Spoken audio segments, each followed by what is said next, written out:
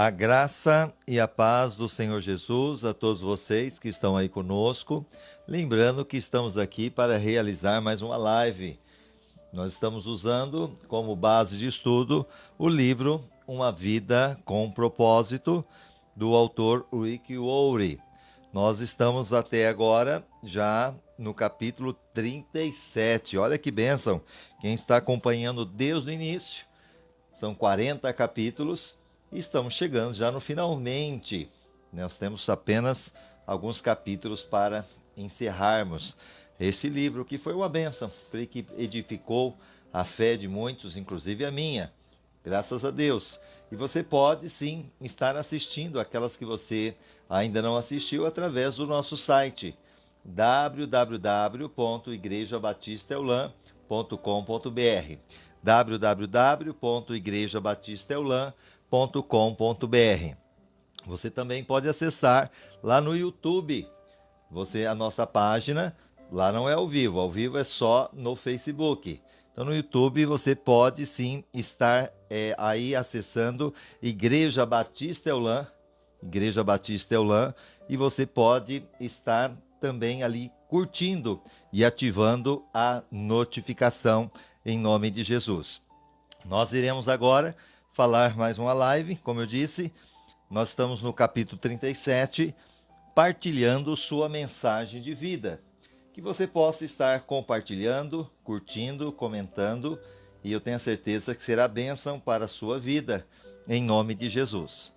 Então vamos lá, iniciando aqui, recapitulando um pouquinho. Nós estamos falando de uma vida com propósito, o autor Rick Warren, e nós falamos do propósito número 1, do 1 ao 14, o capítulo. Você não está aqui por um acaso. Propósito número 2, do capítulo 15 até o 21. Você foi formado para fazer parte da família de Deus. Propósito número 3, do capítulo 22 ao 28. Você foi criado para se tornar semelhante a Cristo. E propósito número 4, você foi moldado para servir a Deus, do capítulo 29 ao 35. E o propósito número 5, que estamos falando agora, você foi feito para uma missão.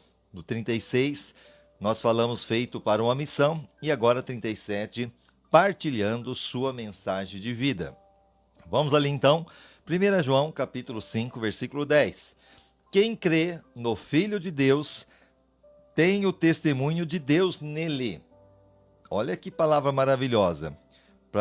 Na versão original, quem crê no Filho de Deus em si mesmo tem o testemunho. Quem a Deus não crê, mentiroso o fez, porquanto não creu no testemunho que Deus de seu Filho lhe deu. Então isso é muito importante. Quem crê no Filho de Deus tem o testemunho de Deus nele. Como nós estamos falando no capítulo 37, partilhando sua mensagem de vida.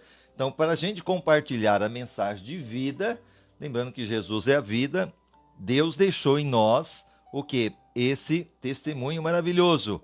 Ou seja, crendo em Jesus, nós temos esse testemunho que da parte de Deus dentro de nós. E podemos sim compartilhar. A vida de vocês ecoa a palavra do Senhor. Então a sua vida, a minha vida, nós que nascemos de novo, somos uma nova criatura, somos cristãos, ecoa o quê? A palavra do Senhor. As notícias sobre a sua fé em Deus são conhecidas. Aquelas pessoas vão saber que você realmente tem uma fé em Deus. E por isso vão conhecer, sim, o que Deus tem feito na tua vida. Não temos que dizer mais nada. Vocês são a própria mensagem. 1 Tessalonicenses 1,8. Porque partindo de vós, fez-se ouvir a palavra do Senhor. Não somente na Macedônia e na Caia, mas também em todos os lugares, a vossa fé para com Deus se divulgou, de tal maneira que não temos necessidade de falar coisa alguma. O próprio testemunho, as pessoas por onde você trabalha, na sua família, ou muitas vezes na sua vizinhança, muitas vezes na própria igreja, vão ver que você é diferente, tem um brilho diferente, tem algo diferente. Então isso faz com que o Espírito Santo brilhe através de você. Deus lhe deu uma mensagem de vida para partilhar. Então, lembrando que Deus nos deu uma mensagem de vida, não é de morte.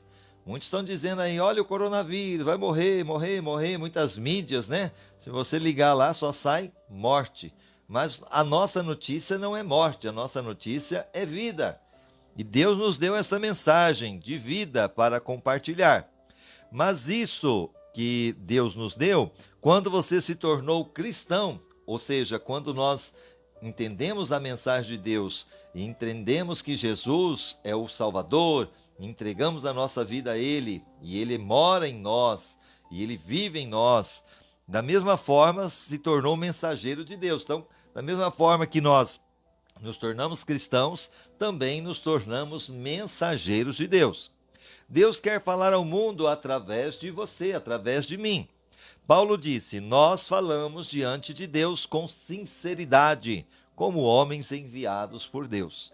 2 Coríntios 2,17. Porque nós não somos falsificadores da palavra de Deus. Eu não preciso falsificar o que está aqui. Eu vou pregar o que está aqui.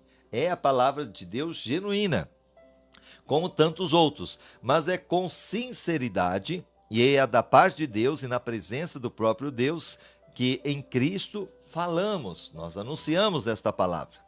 Você pode sentir que não tem nada para compartilhar. Talvez você diz, mas pastor, eu não tenho nada para compartilhar, né? O que eu vou falar? Mas isso é apenas o diabo tentando mantê-lo em silêncio. Porque para Satanás, o nosso adversário, quanto mais gente ele levar para a destruição, para a condenação eterna, melhor. Porque ele já está condenado e ele não tem mais solução. E ele tem feito agora, desesperadamente, tentando levar muitas pessoas junto com ele. Mas aqueles que são de Cristo, ele não pode levar. E cabe a nós, sim, pregar o evangelho, anunciar o reino de Deus. Você tem um depósito de experiências que Deus deseja utilizar para trazer outras pessoas para a família, que é a igreja. Lembrando que hoje a igreja ainda, dentro dessa pandemia, não pode estar se reunindo por causa da questão da pandemia, por causa da aglomeração.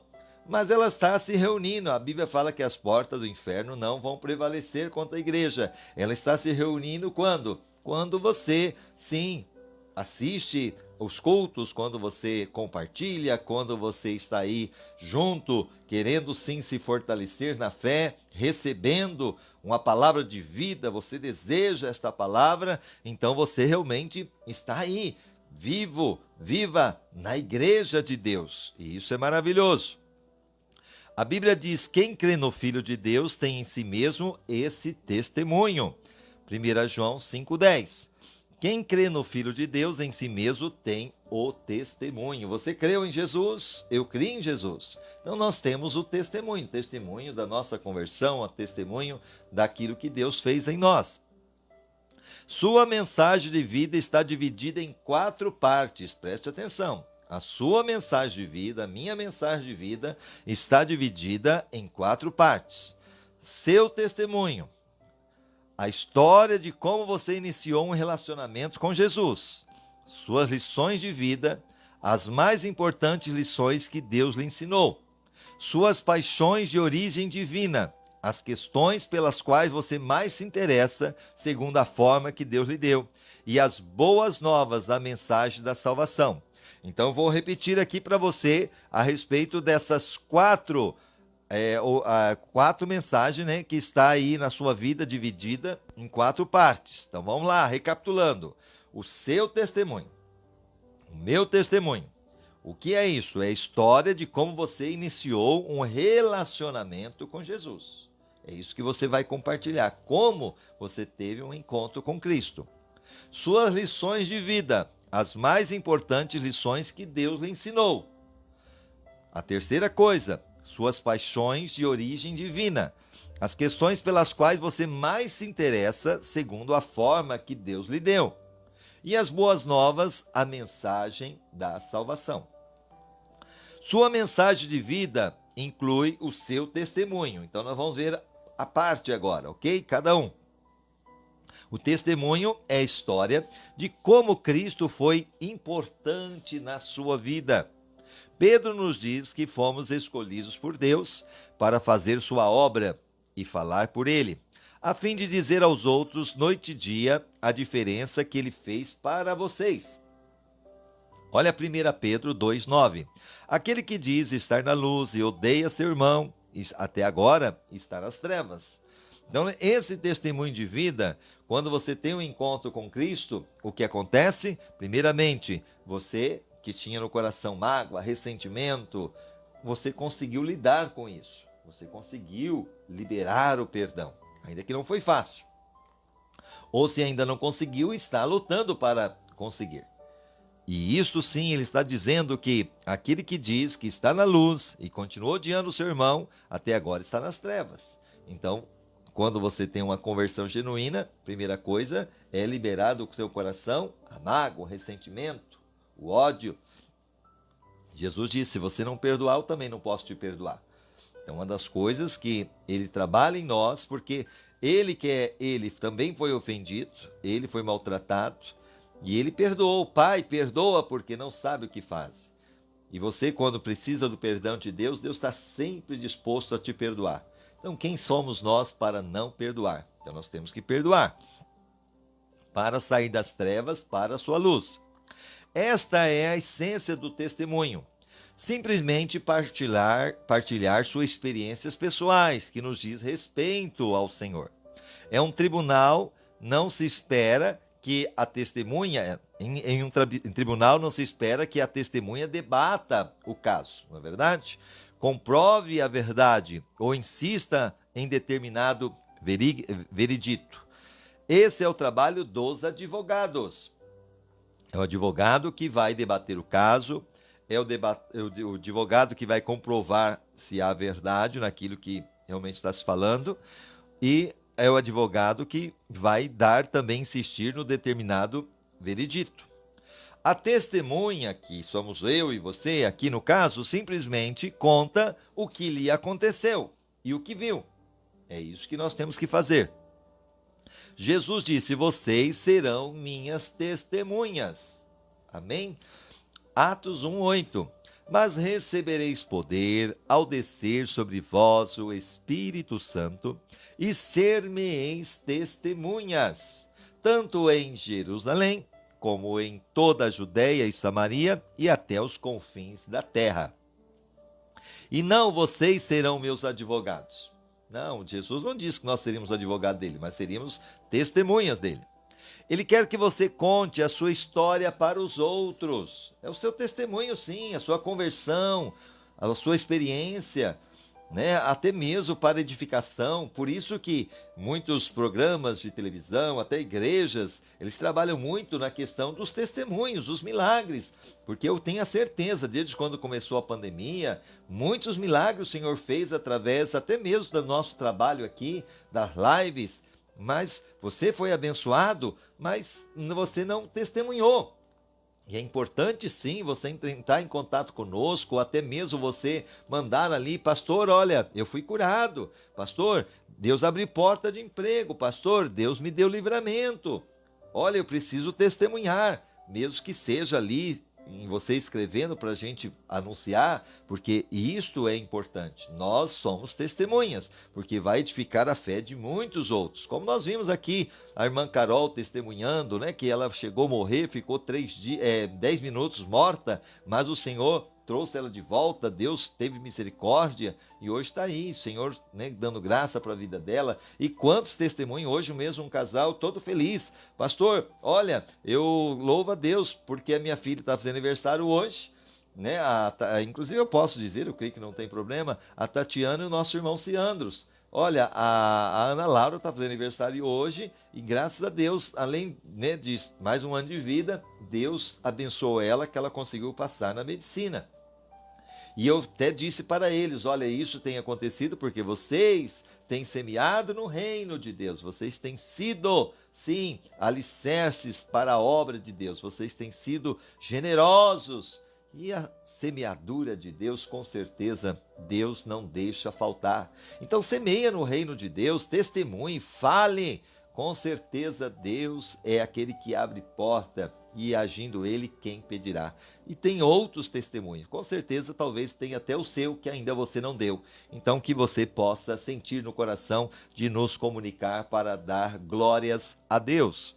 Vamos lá agora. Não há outra história exatamente igual à sua. Então, somente você pode contá-la. Se você deixar de partilhá-la, ela será perdida para sempre. Se você não der o testemunho do que Deus fez, seja livramento, seja cura, seja libertação, seja conversão, ela vai entrar no esquecimento, porque aconteceu com você, somente você pode contar. Então é importante você nos conectar e dizer, olha, Deus tem feito isso, e isso para a glória de Deus. Você pode não ser um estudioso da Bíblia, mas é uma autoridade quando se trata da sua vida. Também porque é difícil argumentar com uma experiência pessoal. Na prática, seu testemunho pessoal é mais eficaz que um sermão, sabia disso? O seu testemunho de vida, o meu testemunho, é mais eficaz do que a palavra de Deus. Lembrando que eu não estou dizendo que a Bíblia não é a regra de fé. Ela é a regra de fé, ela tem todo o poder. Mas para a pessoa que está lá fora no mundo, que muitas vezes acredita de Deus, da Bíblia, desacredita de tudo, a única coisa que ela vai dar crédito é na sua vida, porque ela está vendo o que está acontecendo com você. Então, o seu testemunho vai falar, sim, muito alto. Porque as pessoas que não creem veem os pastores como vendedores profissionais. Então, a pessoa aí que está aí fora, ele vê a gente como vendedores profissionais, dizendo do poder da cura, de libertação, de restauração. Mas veem a você como um cliente satisfeito. Então, as pessoas, quando você testemunha, vão ver em você como aquele cliente, sim, satisfeito, porque Deus tem operado na tua vida, Deus tem se manifestado. Logo, lhe dão mais credibilidade. Histórias pessoais também são mais fáceis de relatar do que princípios. E as pessoas adoram ouvi-las. Elas cantam, elas captam nossa atenção e ficam em nossa memória por mais tempo. Então, o nosso testemunho, na mente das pessoas, ela dura mais. Os incrédulos provavelmente perderiam interesse se você começasse a citar teólogos, mas têm uma curiosidade natural sobre experiência que nunca tiveram. Histórias compartilhadas criam uma ponte de relacionamento por onde Jesus pode atravessar, de seu coração para o delas. Outro mérito do testemunho é o fato de que outro mérito do testemunho é o fato de ele contornar as defesas intelectuais. Muitas pessoas que não aceitariam a autoridade da Bíblia irão dar ouvido a uma modesta história pessoal. Foi por isso que, em 6 ocasiões distintas, Paulo usou seu testemunho, em vez de citar as Escrituras. Atos, capítulo 22, versículo 26. Ouvindo isto, foi o centurião ter com o comandante e o avisou, dizendo, vê o que está para fazer, pois este homem é romano. Então você vai perceber que Paulo, ele dá o testemunho. O testemunho dele nós temos ali no capítulo 9 de Atos, quando ele estava indo para a cidade de Damasco e ele cai do cavalo, porque uma luz aparece em pleno meio-dia e ali a Bíblia fala que ele cai do cavalo e uma voz diz, Saulo, Saulo, por que me persegue? Porque ele estava indo prender os cristãos que estavam em Damasco. E ele pergunta, quem és tu, Senhor? E ele disse, eu sou a Jesus, a quem tu persegue. E olha só, interessante que Jesus disse que ele estava perseguindo Jesus, mas ele estava perseguindo a igreja. Então, o que nos chama a atenção é que quando perseguem a você, que é a igreja, eu que somos igreja, está perseguindo a Cristo. A partir dali, a Bíblia fala que o Paulo ficou cego e ele foi para a cidade de Damasco levado, e a Bíblia fala que lá na frente agora, Deus usa alguém para orar por ele. E quando ele ora, a Bíblia fala que agora ele volta a enxergar e ele começa a pregar. E das suas mensagens que ele pregou, por 6 vezes ele conta a sua experiência do encontro com Jesus. E isso foi maravilhoso, porque muitas pessoas acreditaram nessa experiência maravilhosa. Com certeza acreditarão também na sua experiência, na sua conversão, no seu testemunho. A Bíblia diz: estejam sempre prontos para responder a qualquer pessoa que pedir, que expliquem a esperança que vocês têm. Contudo, façam isso com mansidão e respeito. 1 Pedro 3, 15 e 16. Antes santificai em vossos corações a Cristo como Senhor, e estais sempre preparado para responder com mansidão e temor a todo aquele que vos pedir a razão da esperança que há em vós, tendo uma boa consciência, para que, naquilo em que falam mal de vós, fiquem confundidos os que vituperam o vosso bom procedimento em Cristo. A melhor forma de estarmos preparados é escrever nosso testemunho e então decorar os pontos principais. Divida-os em 4 partes. Olha aí as perguntas. Como era a minha vida antes de conhecer Jesus? Você quer dar o seu testemunho para que as pessoas possam também ser impactadas? Uma das coisas que você pode trabalhar é como era a minha vida antes de conhecer Jesus. Como percebi que precisava de Jesus? Como comprometi minha vida com Jesus? E a diferença que Jesus faz na minha vida. Então, que você possa entender isso. E eu posso aqui também dar um breve testemunho do que Deus fez na minha vida. Então, como era a minha vida antes de conhecer Jesus? A gente era uma família, e uma família que já tinha passado por muitos momentos difíceis. Nós éramos em 8 irmãos, praticamente 4 morreram e 2, um foi de acidente de trem, o outro, com 24 anos, tinha ali uma filha, e o outro também com 28 anos veio a falecer. E quando foi caçar, naquela época não tinha tanta implicância na caça, e quando ele foi caçar, ele foi fazer o giral ali na árvore e possivelmente esperar ali a sua caça, capivara que seja, ele possivelmente deve ter cochilado e a espingarda onde ele sentou possivelmente escorregou, isso é a explicação, e sem querer bateu talvez ali no galho e disparou e caiu, bateu sobre ele e ele caiu morto. E o meu pai, tanto no primeiro que morreu de trem, como também na questão do outro que morreu, né, quando foi caçar, que teve que ir lá ficar presente. Então não foi muito fácil para o meu pai. Tanto na primeira, do filho de 24 anos, que estava lá morto, diante, né, da situação do acidente de trem, como também o outro que foi caçar. E isso resultou também na vida do meu pai, ainda que ele era um homem abençoado, ele fazia de tudo para trazer o alimento para casa, mas também acabou levando ele um pouco para o alcoolismo. Então, ele trabalhava, era uma pessoa trabalhadora, uma pessoa abençoada, mas quando chegava em casa, muitas vezes, por todas as situações, eu talvez não culpo, né, acabava a bebida trazendo um certo transtorno para toda a nossa família. Não era fácil. A minha mãe também, por causa da perda dos filhos, muitas vezes ia para trás da casa e batia a cabeça, até tentando suicídio. E isso eu apenas com 7 anos de idade, vendo tudo essa situação. Então não foi fácil, uma infância bem complicada. Mas quando chegou aos 14 anos, o que acontece? Apareciam as manchas das minhas mãos e eu ia para a escola, os colegas até caçoavam, porque umas manchas que foram criando feridas, e essas feridas foi aumentando. Ia no médico, falava sumo de limão, olha, você procura passar uma pomada, e passava e nada resolvia.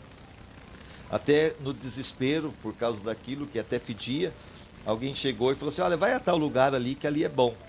Como a gente não conhecia a palavra de Deus, eu fui lá num lugar e quando cheguei, não sabia que era aquele lugar, mas fui ao centro de Candomblé. E quando cheguei lá, eu não conhecia tudo aquilo lá, mas eu vi uma mesa farta ali naquele centro de Candomblé. E naquela mesa tinha várias imagens, até imagens daqueles que a gente conhecia muitas vezes por causa da religião que a gente frequentava. E eu via, falava, olha lá, olha, né, Jesus está lá, olha a imagem dele, olha ali o santo tal e tudo mais. mas também tinha aquelas imagens de demônios, de Exus, mas eu não entendia muito.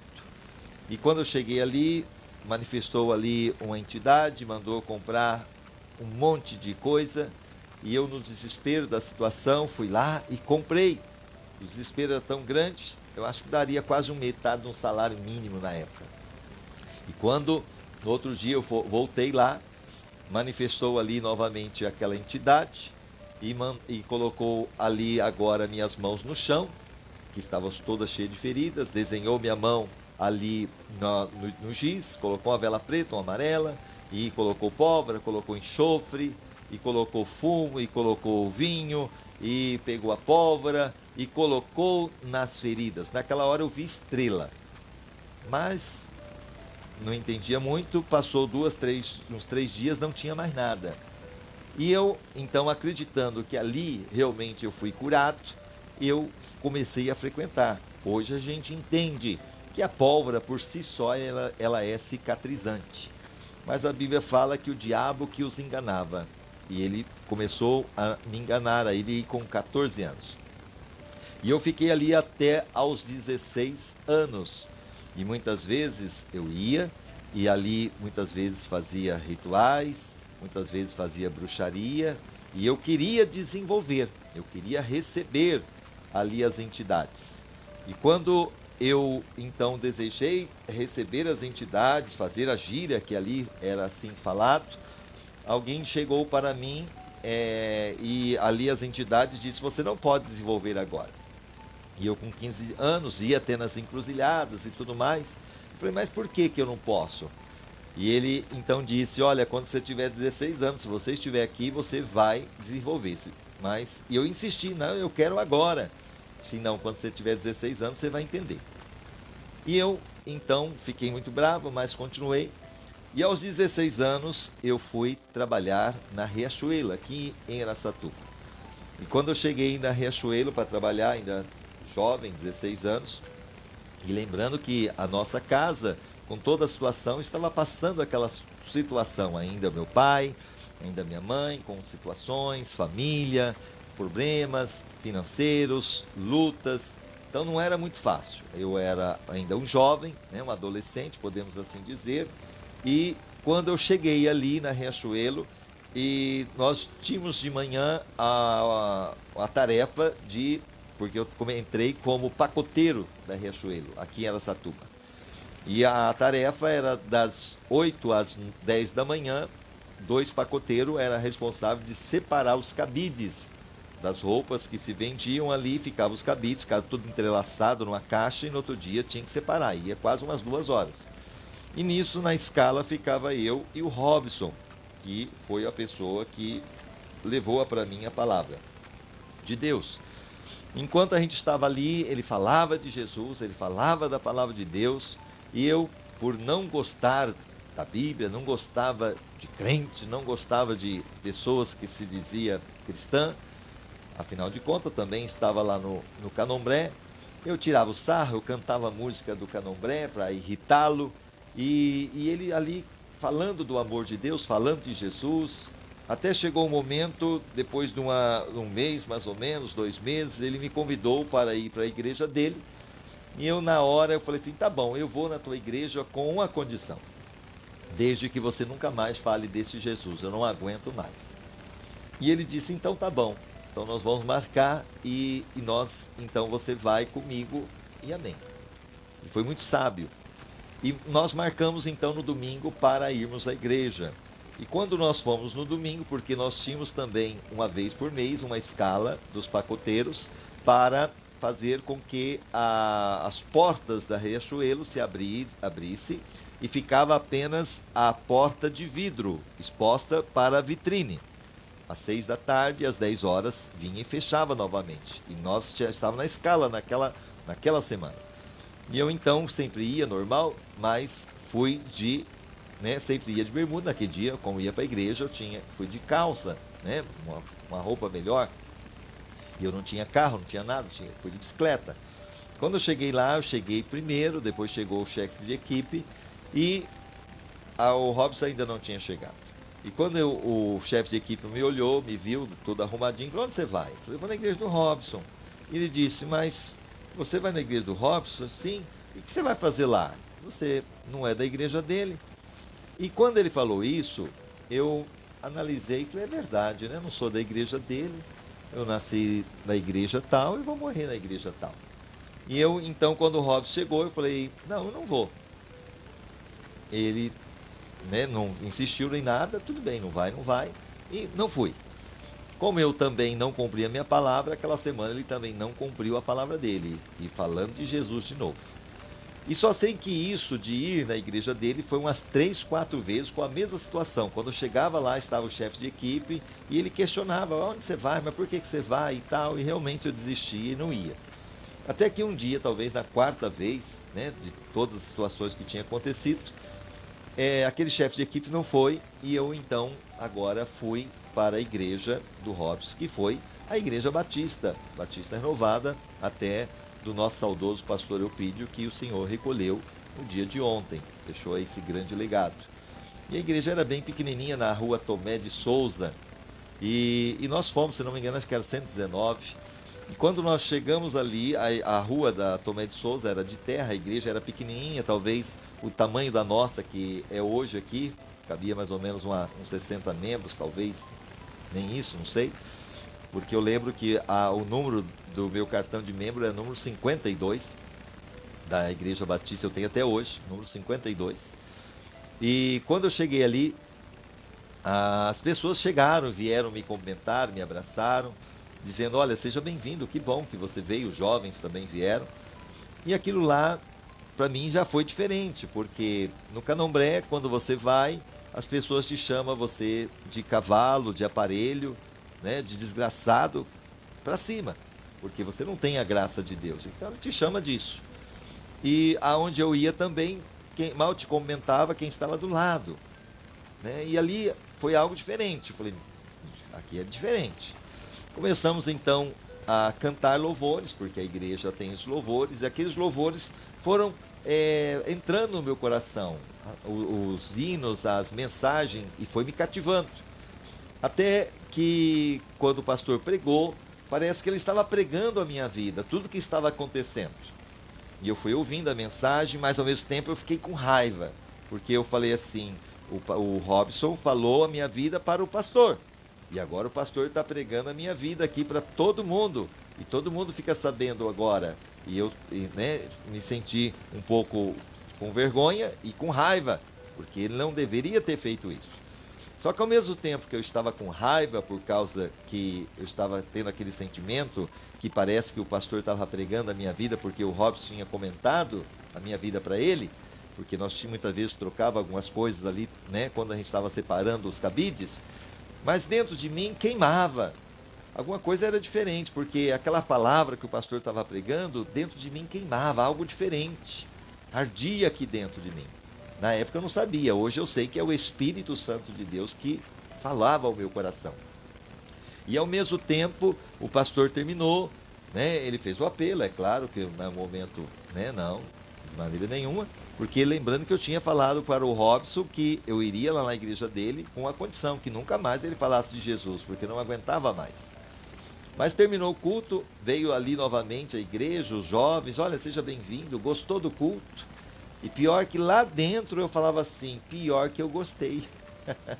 É pior que eu gostei, porque eu naquele momento que eu estava indo, a minha condição era para ir, para nunca mais voltar e nunca mais ouvir da boca do Robson nada de Jesus. Mas aquilo lá foi impactante. Naquela semana, então, começou a vir no meu coração o desejo de perguntar para o Robson algumas coisas.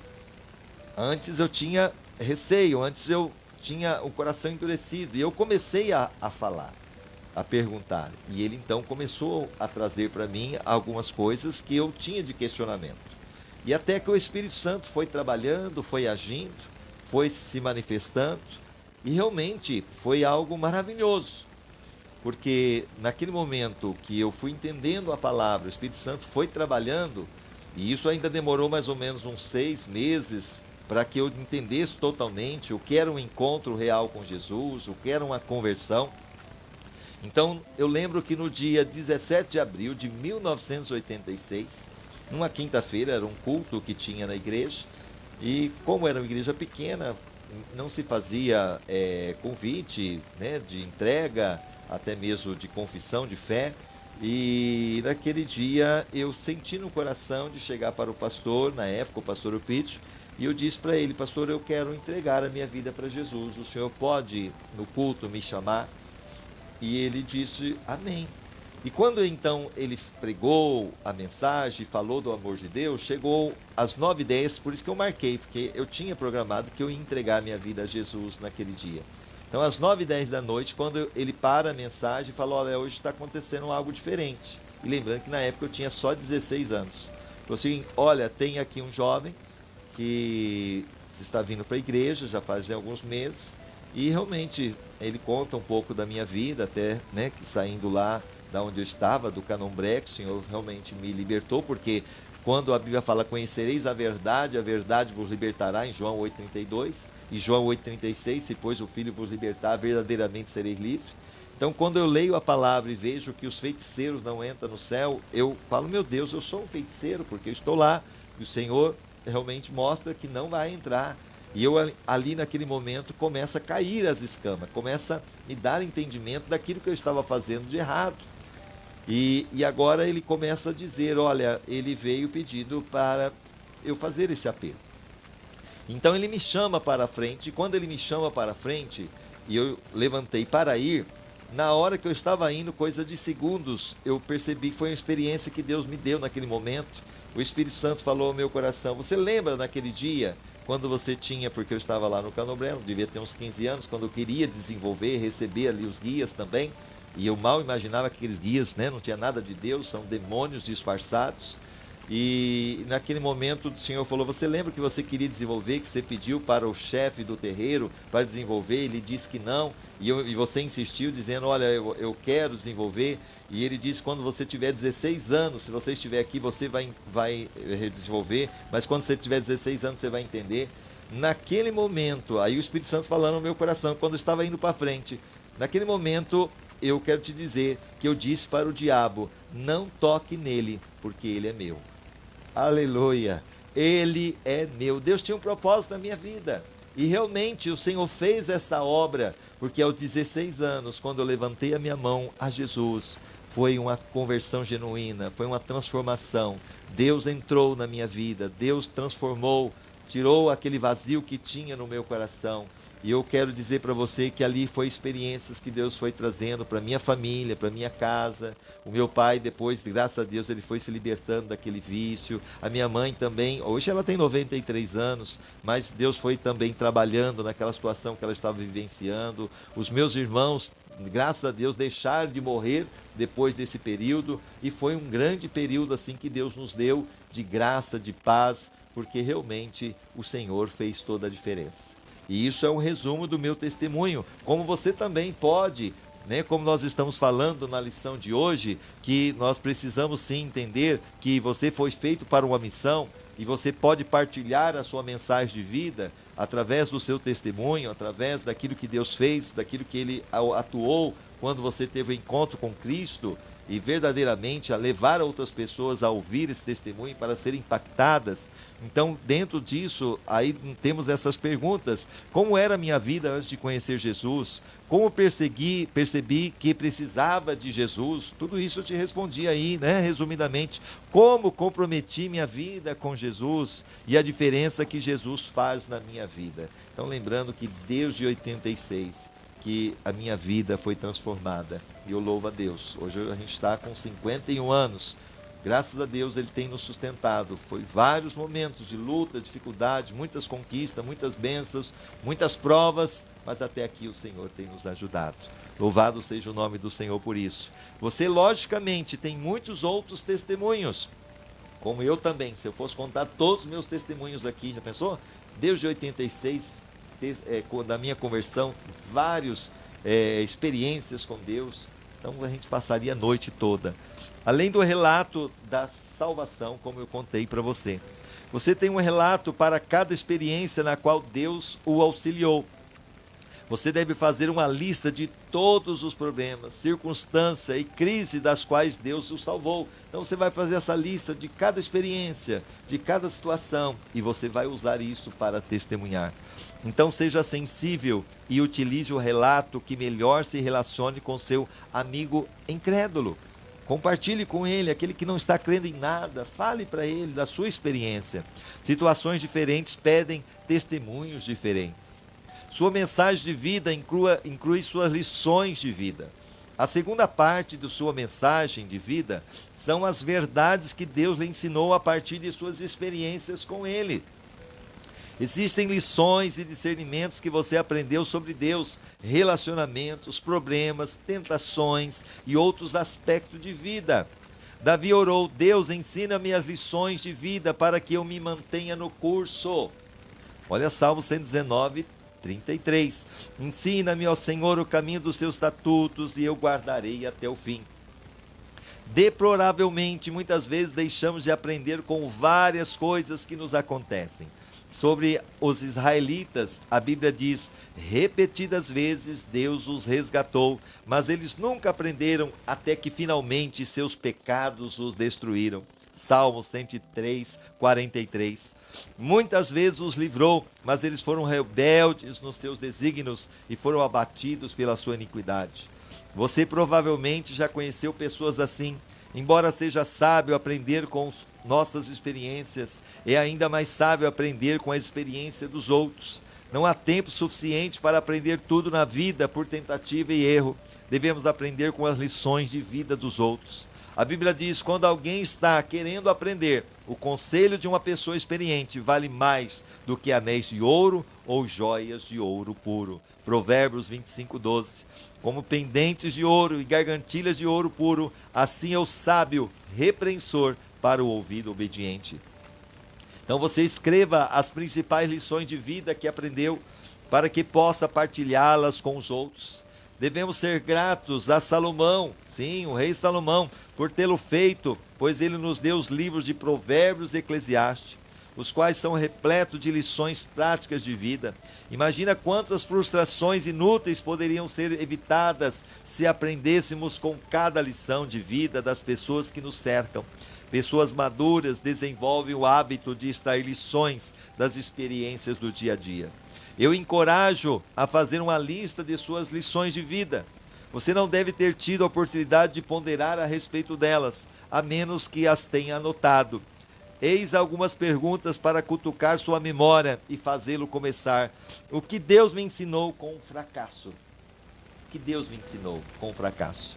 Aí nós vemos o exemplo, Salmo 51, que você percebe ali o próprio Davi, quando ele peca e agora ele busca novamente o arrependimento. Você vai ver que ele pede ao Senhor que novamente lhe dê essa oportunidade. Olha o que ele diz aqui: compadece-me de mim, ó Deus, segundo a tua benignidade, apaga as minhas transgressões, segundo a multidão das suas misericórdias, lava-me completamente da minha iniquidade, purifica-me do meu pecado, pois eu conheço as minhas transgressões e o meu pecado está sempre diante de mim. Contra ti somente pequei e fiz o que é mal diante dos teus olhos, de sorte que é justificado em falares e inculpável em julgares. Eis que eu nasci em iniquidade, e em pecado me concedeu minha mãe. Eis que deseja que a verdade esteja no íntimo. Faze, pois, conhecer a sabedoria no secreto da minha alma. Purifica-me como isopo, e ficarei limpo. Lava-me, e ficarei mais alvo do que a neve. E aqui ele começa a dizer: Senhor, venha me purificar, porque ele tinha pecado. Olha o versículo 12: restitui-me a alegria da tua salvação, porque quando ele pecou, quando nós pecamos, a alegria da salvação vai embora, o Espírito Santo, porque ele entristece. E aí ele estava pedindo novamente: Senhor, restitui. E o que ele estava fazendo? Um coração arrependido, confessando sim as suas fraquezas, as suas faltas. E eu sugiro para você ler o capítulo 51 do Salmo, que fala sobre esse tempo de Davi. O que Deus me ensinou com a falta de dinheiro. Olha Filipenses 4, 11 ao 13. Não digo isso por causa da necessidade, porque já aprendi a contentar-me com as circunstâncias em que me encontrei. Sei passar falta e sei também ter abundância. Em toda maneira e em todas as coisas estou experimentado, tanto em ter fartura como em passar fome, tanto em ter abundância como em padecer necessidade. Posso todas as coisas naquele que me fortalece. Oh, glória! Então nós estamos vivendo tempo de pandemia. O que você está aprendendo agora? Talvez o seu dinheiro está menos do que antes. Você talvez tem menos facilidade, ou talvez está sem emprego. O que você está aprendendo com tudo isso? Posso todas as coisas naquele que me fortalece. Você pode. O que Deus me ensinou com a dor, a tristeza ou a depressão, 2 Coríntios 1, do 4 ao 10, que nos consola em toda a nossa tribulação, para que também possamos consolar os que estiverem em alguma tribulação, pela consolação com que nós mesmos somos consolados por Deus. Olha que coisa linda, o que aprendemos quando passamos por dor, tristeza e depressão. Deus permite a gente passar, sabe por quê? Porque lá na frente, a sua vida, o seu testemunho, vai fazer com que outras pessoas também sejam alcançadas, possam ser edificadas através daquilo que Deus fez na tua vida, do seu comportamento diante do caos, e você vai poder dizer: olha, eu fui consolado, Deus esteve do meu lado. Aqui olha o versículo 7, é a nossa esperança, e a nossa esperança acerca de vós é firme, sabendo que como sois participantes das aflições, assim o sereis também na consolação. Olha que coisa linda. Voltando aqui, o que Deus me ensinou pela expectativa. Salmo 40, esperei com paciência pelo Senhor, e Ele se inclinou para mim e ouviu o meu clamor. A expectativa, meu Deus, como está difícil, quando vai passar essa pandemia? Quando vai passar? Quando a gente vai conseguir voltar a trabalhar de novo? Quando a gente vai voltar a ter o culto de novo? Esperei com paciência no Senhor, e Ele se inclinou para mim e ouviu o meu clamor. Você precisa ter essa experiência. Você vai aprender com tudo isso. O que Deus me ensinou com a doença. Salmo 119, 71. Foi-me bom ter sido afligido para que aprendesse os teus estatutos. Talvez é na doença que fez você chegar mais perto de Deus. Talvez foi na necessidade que fez você se chegar mais perto de Deus. Talvez foi diante da tribulação que fez você encontrar Jesus e ter essa salvação, ter a libertação. Porque que adianta o homem ganhar o mundo inteiro e perder a sua alma? Que adianta ter todos os recursos desta terra e morrer sem a salvação? Então, de repente, Deus permite para que você saia aprovado de tudo isso e não reprovado. O que Deus me ensinou com a decepção. Talvez você se decepcionou com tantas coisas, como eu também já me decepcionei. Decepcionei com várias situações, com pessoas.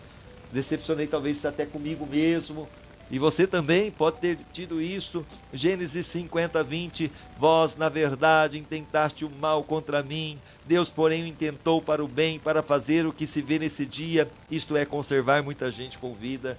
Nós encontramos esse fato aqui, José, que tinha sido vendido pelos irmãos, foi escravo, foi depois para o calabouço, mas Deus o exalta, coloca governador de todo o Egito, e agora chegou a hora de encontrar com aqueles irmãos que fizeram mal para ele, e agora diante desse momento ele poderia se vingar, ele poderia mandar matar, que ele tinha esse poder, mas ele fala: olha, todo o mal que vocês intentaram, Deus, ele reverteu em bem. Aleluia!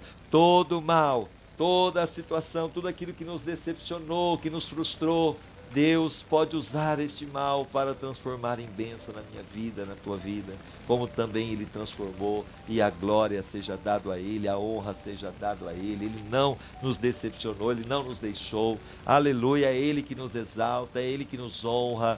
O que aprendi com a minha família, com a minha igreja, meus relacionamentos, meu grupo pequeno e com os que me criticam, o que eu aprendi com tudo isso? Você pode anotar e compartilhar, e porque você vai ver experiências lindas que Deus tem feito e ainda irá fazer na tua vida.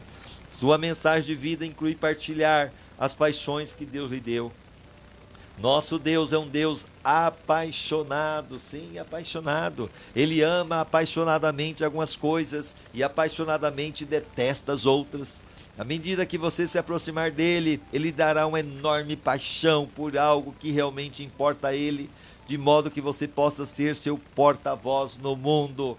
Então, lembrando que quanto mais você se aproxima de Deus, mais você vai ter dele aquilo que tem no coração dele, que é a paixão, paixão pela humanidade perdida, e ele coloca isso no nosso coração. Aleluia.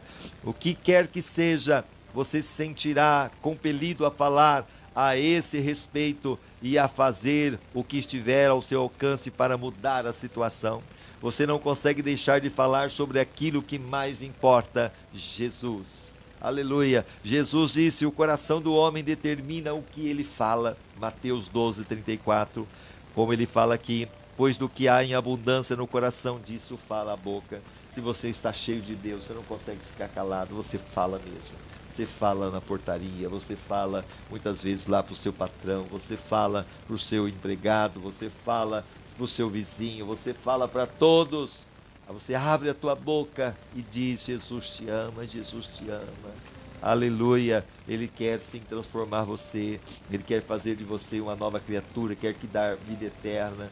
E para isso você precisa se arrepender dos seus pecados, você precisa entender que Jesus veio e morreu na cruz por você, você precisa recebê-lo como Salvador e Senhor da sua vida, que você faça isso pelo ato de fé, entregando a Ele a sua vida e fazendo um compromisso de estar seguindo, servindo a Ele até o fim da sua vida. Dois exemplos disso são Davi, que disse: o grande interesse que tenho por ti e pela tua casa arde como a fogueira dentro de mim. Salmo 69, versículo 9. Pois o zelo da tua casa me devorou, e as afrontas dos que te afrontam caíram sobre mim. Então, voltando, o grande interesse que tenho por ti e pela tua casa arde como uma fogueira dentro de mim.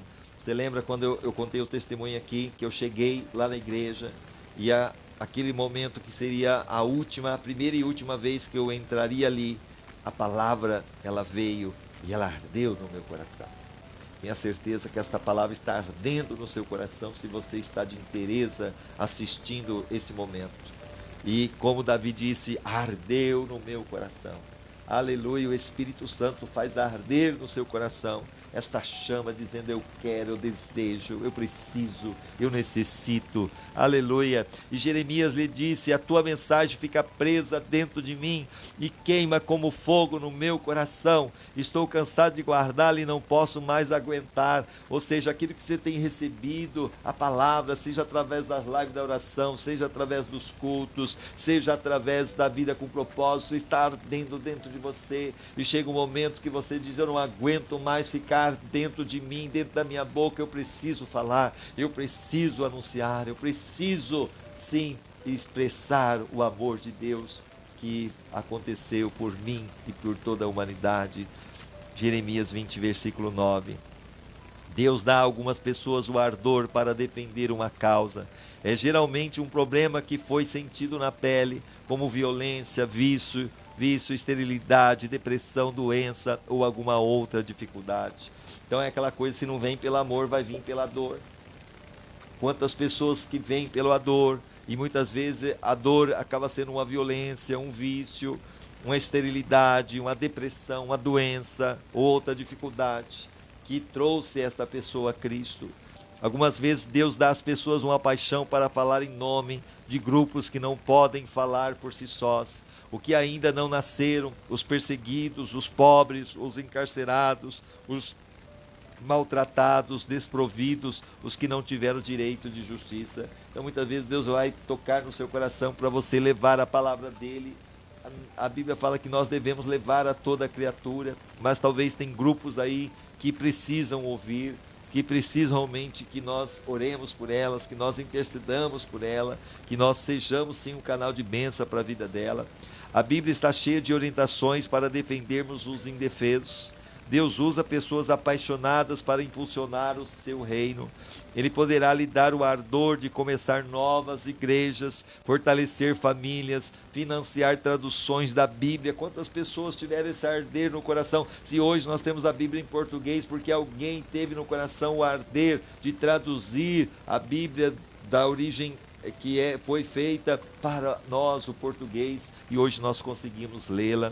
E assim porque alguém teve essa ideia, o desejo de fazer, ou treinar líderes cristãos para ir pregar o evangelho, anunciar o reino de Deus. Você pode ter recebido uma paixão dada por Deus para alcançar determinado grupo de pessoas com o evangelho, homens de negócios. Quantas pessoas a gente já viu aqui em Araçatuba, o trabalho que foi maravilhoso no passado, a Donep, pessoas que foram alcançadas, que muitas vezes jamais viriam para a igreja, mas ali no trabalho que era feito através da Donep, homens de negócio, quantas pessoas foram impactadas, um trabalho direcionado aos adolescentes, os estudantes estrangeiros, jovens mães, ou os que praticam determinado esporte, ou até passatempo, Deus usando várias situações de estratégia, como Paulo mesmo disse, fiz de fraco para ganhar os fracos, de tolo para ganhar o tolo, e ao mesmo tempo ele diz para ganhar alguns, porque você não vai ganhar todos, nem Jesus ganhou todos, porque é questão de escolha, livre-arbítrio, mas devemos anunciar. Se você pedir a Deus, Ele fará seu coração arder por um país ou por um grupo étnico específico que precise desesperadamente de um vigoroso testemunho cristão. Deus nos dá diferentes paixões para que se concretize tudo o que Ele quer que seja feito no mundo. Você não pode esperar que alguém se entusiasme pela sua paixão. Então você não pode esperar, mas você tem essa paixão e você vai sim orar, você vai interceder. E muitos vieram ao Brasil na época como missionários, ou muitas vezes estão indo hoje para outros países, até países onde são fechados, mas e vão porque tem uma paixão e tem sido o canal de bênção. A Bíblia fala que vale para Deus uma alma, tem muito mais valor do que o mundo inteiro perdido. Então, se uma alma se converte, glória a Deus, alcançou o objetivo. Em vez disso, devemos ouvir e valorizar as mensagens de vida um dos outros, porque ninguém tem como dizer tudo. Jamais menospreze a paixão dada por Deus a outra pessoa. A Bíblia diz, é bom sempre ser zeloso pelo bem. Gálatas 4:18. A sua mensagem de vida inclui as boas novas. O que são as boas novas, o Evangelho? No Evangelho é revelada a justiça de Deus, uma justiça que do princípio ao fim é pela fé. Romanos 1:17. Pois Deus estava em Cristo reconciliando o mundo consigo mesmo, não levando mais em conta o pecado das pessoas contra Ele. Essa é a maravilhosa mensagem que Ele nos deu para contar aos outros. Nós temos esse privilégio. Olha, o ministério da reconciliação. Deus em Jesus reconciliou o mundo. Nós também, através de Jesus, podemos trazer aqueles que estavam separados de Deus para a reconciliação com Deus, através de Jesus. As boas notícias são que quando confiamos na graça de Deus para nos salvar, pelo que foi realizado por Jesus, nossos pecados são perdoados. Passamos a ter um propósito para viver e nos é prometido um futuro lar no céu. Existem centenas de ótimos livros que ensinam a pregar o Evangelho. Como você está vendo aqui na minha estante, vários livros que também podem te ajudar.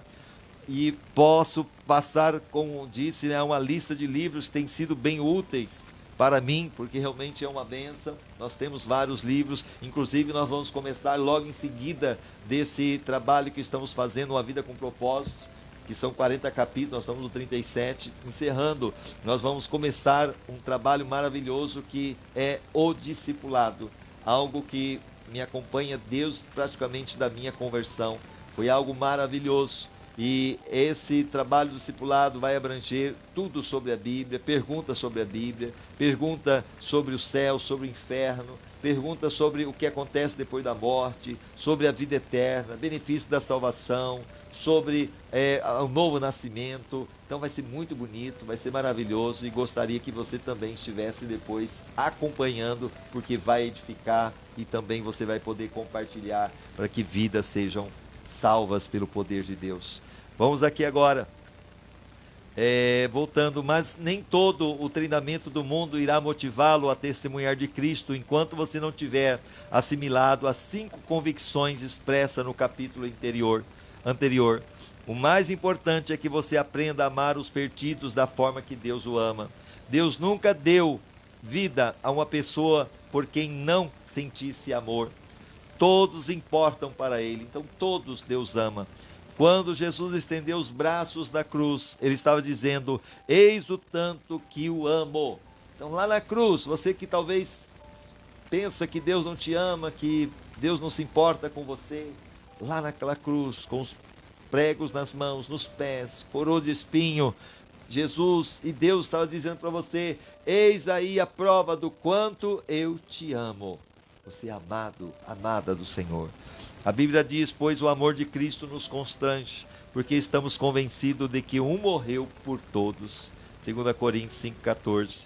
Sempre que você se sentir apático sobre sua missão no mundo, ou seja, desinteressado, passe algum tempo pensando sobre o que Jesus fez por você na cruz. Talvez você pode dizer: eu não preciso testemunhar, isso aí é para o pastor, isso aí é para outro.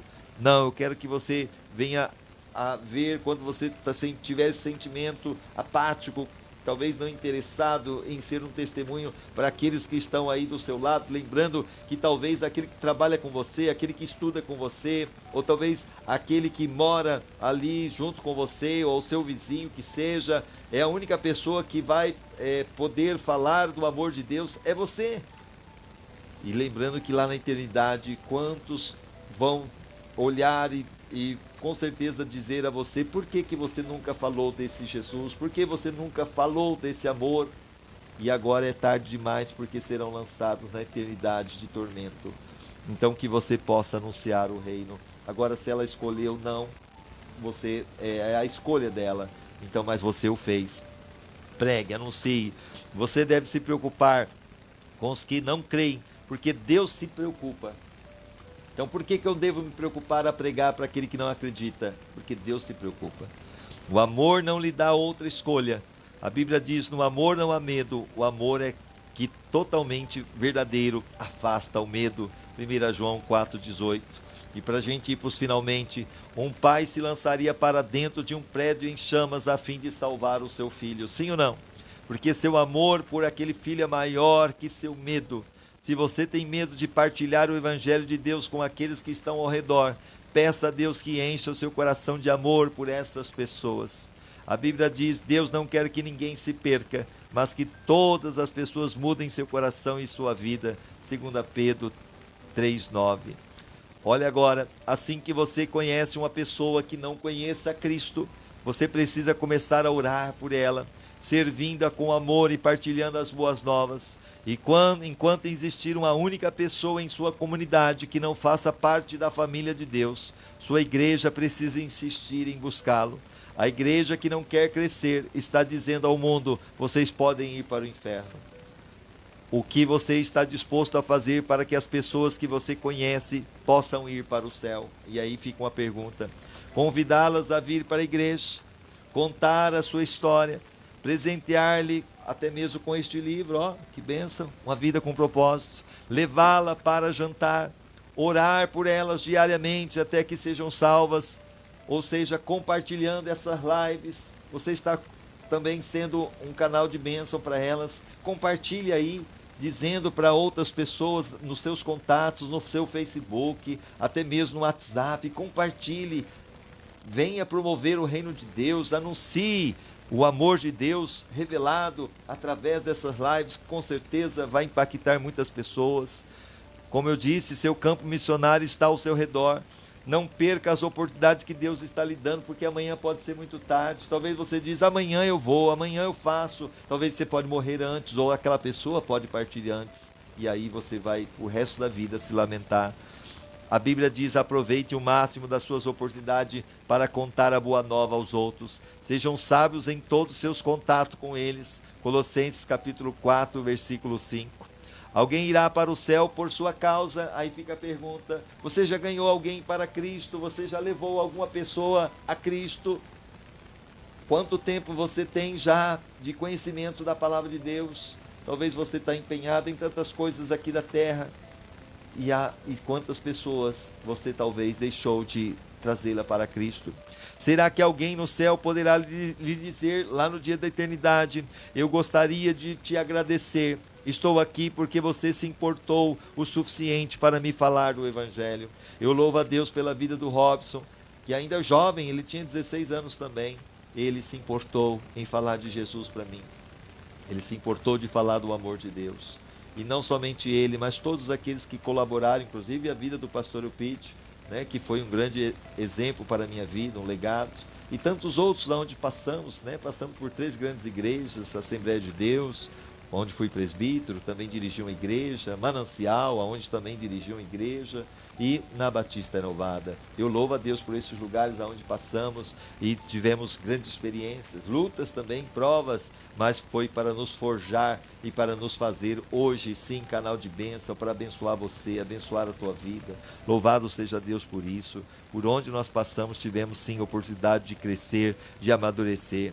Imagina a alegria de encontrar no céu pessoas que você ajudou a chegar lá.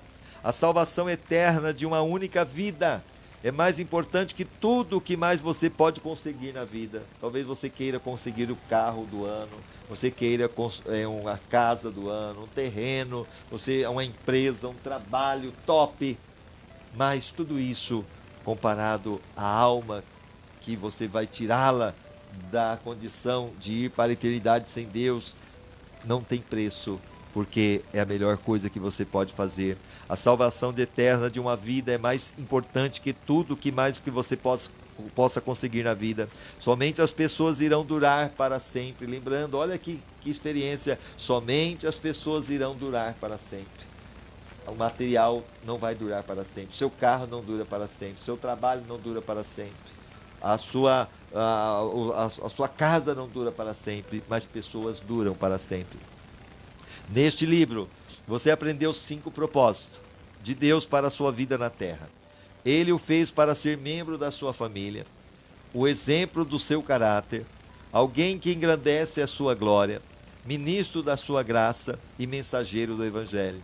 Desses 5 propósitos, o 5º pode ser realizado somente na terra, que é o mensageiro do Evangelho.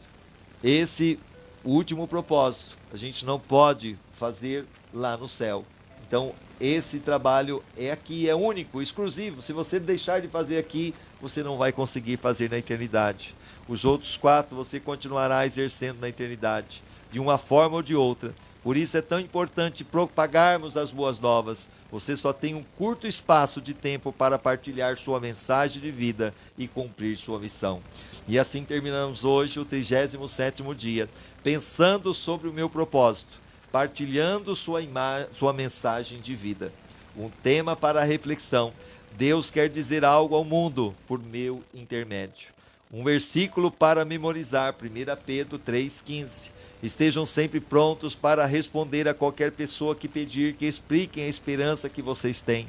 Porém, façam isso com educação e respeito. Uma pergunta para meditar. Ao refletir sobre a minha história pessoal, percebo que ela é mais adequada a essa ou aquela pessoa. Com quem Deus gostaria que eu a partilhasse? Então, com certeza, Deus quer que eu partilhe a minha história, a minha vida, o meu testemunho, para edificar a fé de muitos. Vamos orar? Pai amado, Pai bendito, nós te louvamos, te agradecemos por mais esse capítulo. Obrigado por esta pessoa que está assistindo e que com certeza foi edificada, foi fortalecida.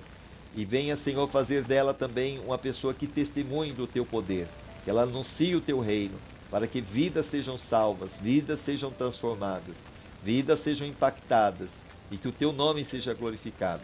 Tira todo o receio, toda a vergonha de anunciar a tua palavra, mas que ela possa, Senhor, abrir a boca dela e o Senhor vai encher através do teu Espírito Santo. Caia por terra toda ação do inimigo contra esta pessoa. Se ela ainda não aceitou a Ti como Salvador e Senhor, que ela possa fazer agora dizendo: Jesus, eu reconheço que sou um pecador, eu reconheço que eu estou perdido, eu reconheço que os meus pecados me separam de Ti, mas neste momento eu recebo Jesus como meu Salvador, o único e suficiente Salvador. E eu convido Jesus para entrar no meu coração, porque Ele é aquele presente que Deus deu à humanidade, e eu recebo esse presente. Jesus, entra no meu coração agora, perdoa os meus pecados, faça morada eterna, escreva, Senhor, o meu nome no livro da vida, e perdoa todos os meus pecados, e dá-me o teu Espírito Santo, e conceda-me a tua salvação. Em nome de Jesus. Se você está fazendo essa oração juntamente comigo, sabe que a Bíblia fala que quando um pecador se arrepende, os anjos nos céus fazem festa. Que você o faça de todo o coração, como um dia eu fiz. E a Bíblia fala: Se, pois, o Filho vos libertar, verdadeiramente sereis livres. Jesus te ama. E lembre que o que Ele quer, que não é que só você venha ter uma vida aqui nesta terra, mas uma vida eterna lá no céu.